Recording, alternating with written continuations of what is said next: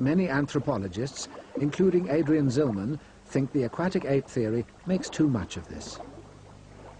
Where humans deposit their fat is where all other mammals deposit their fat, including monkeys and apes. What's different about humans compared to other primates is that we have slightly more body fat, but we have it exactly in the same places and have the same pattern. The difference in the amount of fat may be slight in human adults, but in babies it's marked. Unlike all other primates, which are born with almost no body fat, human babies are born with plenty of it. Fat is a specific evolutionary development. It's not just a punishment for eating too much. A human child spends longer in the womb than a chimp does, and the whole of the last month is spent accumulating fat. And after it's born, it gets fatter and fatter and fatter for the whole of its first 12 months on Earth. There must be some good reason for this. And Elaine Morgan thinks there is. Fat does something more than insulate. It provides buoyancy. And if we did have an aquatic past, this ability to float with ease may be the reason for all that baby fat.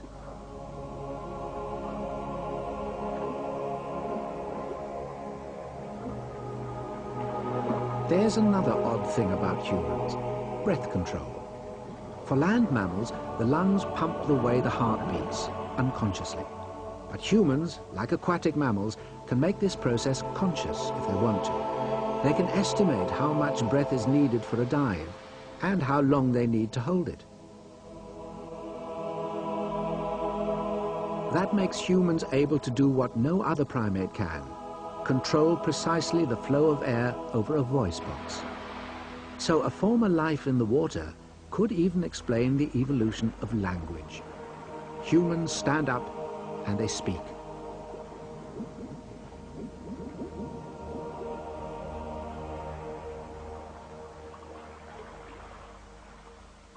In the mid-1980s, Elaine Morgan finally made an inroad into the academic world by getting a series of articles published in reputable scientific magazines. She couldn't be entirely ignored now, but agreed with? Not widely. It's a bizarre idea. There's a problem with the hypothesis because I think that the aquatic ape brings up in people's mind the idea of apes dog paddling around in lakes or in oceans. And this is a very bizarre adaptation. And there isn't any evidence, to my mind, in the fossil record that would support an adaptation like this. For fossil specialists such as Lee Berger, the arguments weren't even scientific. The problem with the aquatic ape hypothesis is the way it's argued. We scientists are always going to be the bad guys in this one. We're arguing against people who are almost pursuing this as if it's a religion. If we say it's not, well, it's a scientific conspiracy. If we tell you that the morphology of the bones are not suitable for exhibiting any ancestry of an aquatic organism, well, it's a scientific conspiracy. We're not open to new ideas. It's not that good of an idea. It's not based on testable scientific philosophy. Elaine was looking at the fossil evidence, though, just from a different angle. She saw bones that enabled an animal to stand up, a wading ape that could walk on two legs in water or on land.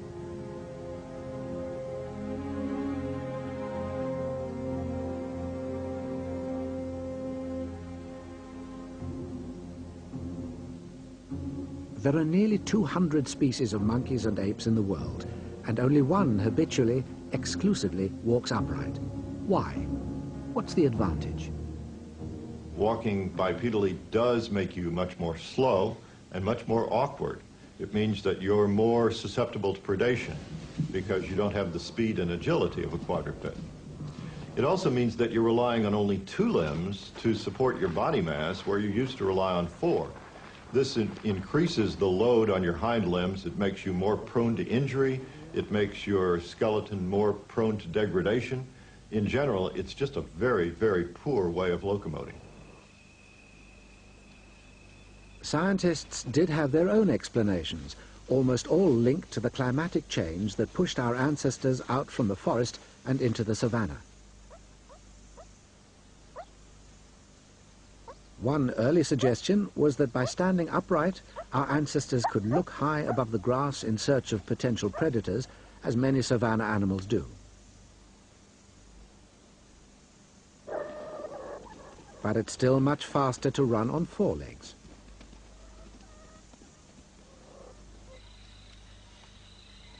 Or maybe the upright posture is the result of reaching for food in the low savanna trees.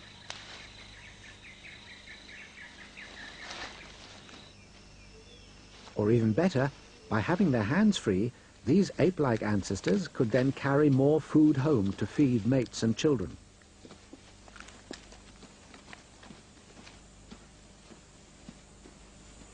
A more recent explanation is that standing upright evolved as a cooling strategy.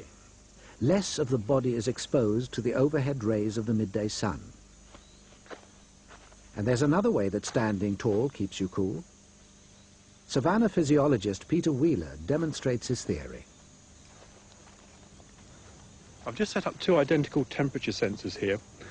The one on the left has been placed close to the ground surface in the shade, and the right-hand one some 6 feet above it in this small acacia bush, also in the shade. And as we can see, there's some considerable difference in the readings of the two sensors.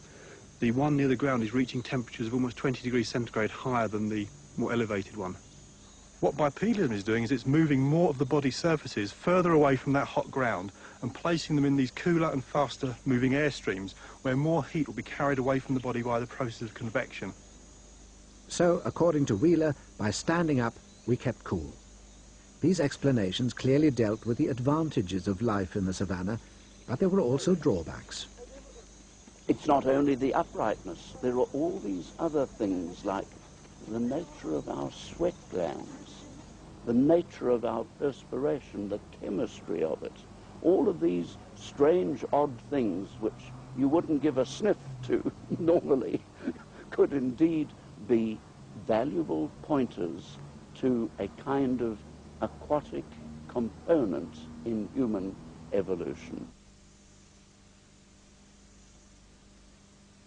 If our ancestors did move from forest to savanna, they needed to adapt to a hot, dry, exposed environment. Yet humans need to drink far more than any savanna animal. We also sweat far more than any savanna animal. We produce dilute urine, and we die quickly if we overheat.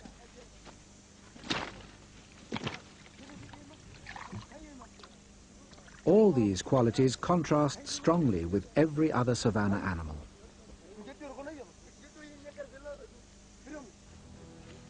In 1990, Elaine brought the story up to date once more. And then, while the search for fossil bones continued, there came another dramatic twist to the story. Scientists looking at fossil plants found alongside the bones of South African ape men uncovered startling new evidence. It showed that at the time our ancestors were supposed to have first stood up, they lived in wooded and even forested habitats, not in the savannah. Much of what savannah supporters had based their ideas on would now need to be reassessed. I was brought up on the idea that savannah was the ideal background within which uprightness emerged for the first time on the planet among the primates who became us. And it was a fixed idea for decades. Now it seems that that idea is just not correct. The main counter-argument to the aquatic ape theory that humankind was born in the savannah was losing support. This was a tremendous boost for the aquatic theory because there is nothing else really taking its place. The only theories they are talking about now is that perhaps when the apes were crossing the open spaces between one clump of trees and another clump of trees, perhaps that caused them to be different. That's only a watered-down version of the savannah theory. The savannah theory is dead. You've got to get something to put in its place, and the aquatic ape theory is the only game in town. If one testable scientific hypothesis, like the savannah hypothesis, is out the window, because we found provable evidence that these ape men lived in forested environments, that doesn't have any relationship to the aquatic ape hypothesis. Being the only explanation around didn't make it right. If she was to be taken seriously, Elaine Morgan had to meet the scientists head-on and present her arguments in their language.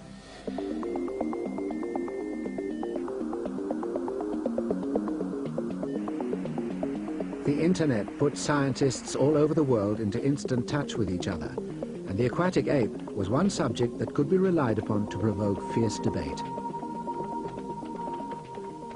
What I learned from the internet was I could gather all the little objections they had been raising behind closed doors that I hadn't known about, and I thought I will write a new book. I will jack up my scholarship, I will agree with their specifications, I will answer their objections, and I will bring it all up to date, and this time perhaps they will take it seriously. The result was her latest book, published in 1997 in Elaine Morgan's 77th year. And then, a few months later, a breakthrough. An invitation to South Africa's Sun City resort to speak at an international scientific conference on human origins. All the world's experts on human evolution would be there. It's very exciting. I think it's very gratifying to have even a toehold in a conference this size, and it'll be a thrill to see many of the people whose books I have read, see them in the flesh and see what they look like. I doubt if there'll be much head-to-head argument, but at least my voice will have been heard, I hope.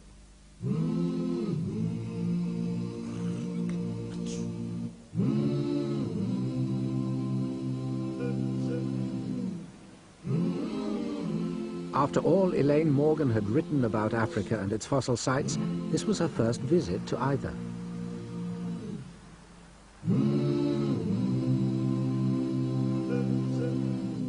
She went on a conference day trip to see firsthand the labors of the fossil hunters.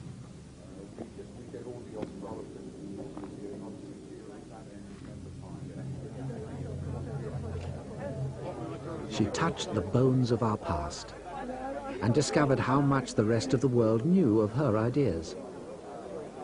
I think there is a lady who insists that the ancestor of the humans was in water. Yes, that's me. You? Ah, you are the... Yes. And then, after 30 years of studying the evidence from afar, Elaine Morgan now walked in the footsteps of the celebrated fossil hunters. It's amazing how they recognized its significance, and that little hole that they must have gone down from before it got chipped away. Some guts. Back at Sun City, Elaine needed to summon her own courage as the moment to present her ideas came. 30 years of rejection, and now, finally, she had the stage. Ladies and gentlemen, it was in 1960 that Professor Alistair Hardy first put forward his ideas on human evolution. He suggested that there might have been an aquatic phase in human evolution, or semi-aquatic, at the time when we split from the apes, and that this might explain why we are so different from them. This was the beginnings of acceptance.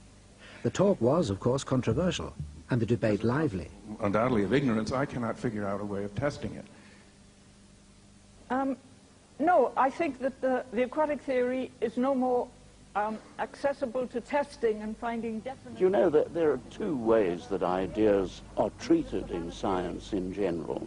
If you don't like a new idea, and nobody liked the aquatic ape theory when Sir Alistair Hardy put it forward, they thought it was a bit of a crackpot, harebrained sort of notion, you either vehemently oppose it, or you just ignore it, as though nobody had ever said it. The promotion of the idea often wastes a great number of resources, maybe takes bright young future scientists in a different direction by giving it some validity. I know that sounds harsh, but it's not intended to be as harsh as it sounds. It's just that there are so many good questions, so many important questions, so many scientific questions, and I'm not sure that this is one of them that's worth wasting those resources on.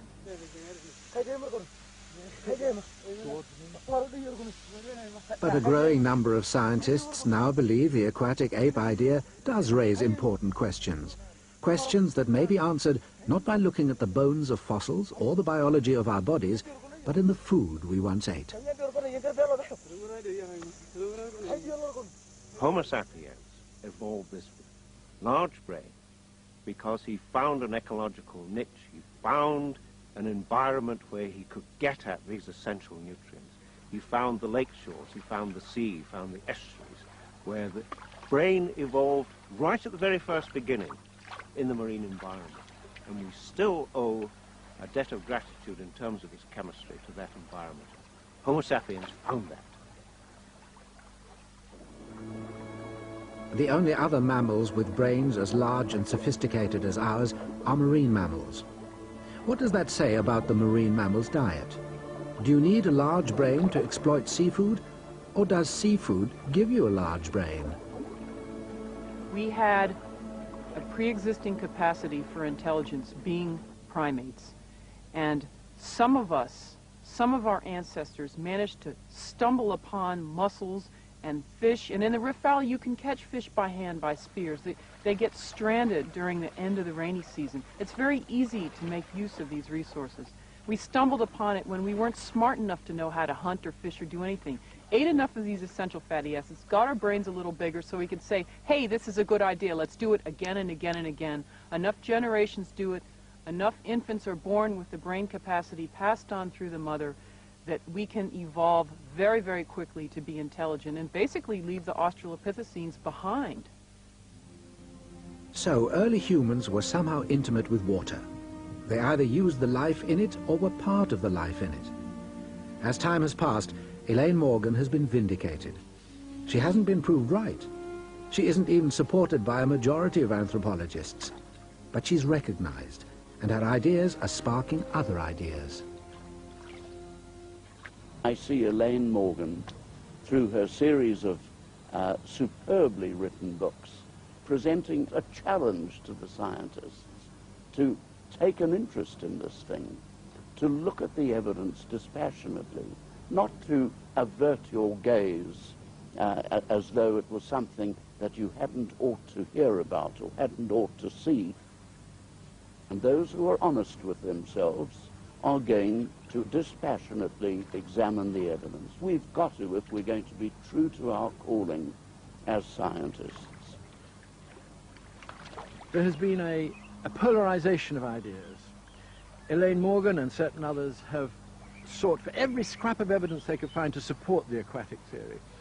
Some of the more conservative anthropologists have searched for every scrap of information they can find to destroy that theory. And so, instead of having a balanced judgment, what you've got is a counsel for the defense and a counsel for the prosecution. I think that people going in for science today do it because they love it. They wouldn't be going into it for the money. They hope they've got something to contribute, and they are afraid that they would lessen their chances of contributing if they openly supported a crackpot heresy like this. They may be right. I would not advise anybody to lay their careers on the line over this issue. If it is sound, it will prevail anyway, and if it's not sound, it doesn't deserve to. Thank you very much.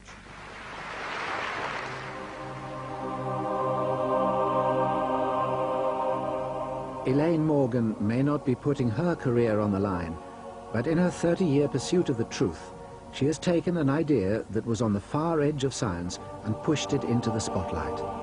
She has looked at the research into the human body as much as at the studies of the long-dead bones, and has come to some of her conclusions simply because they made sense. Did humanity rise out of water? It has to be considered.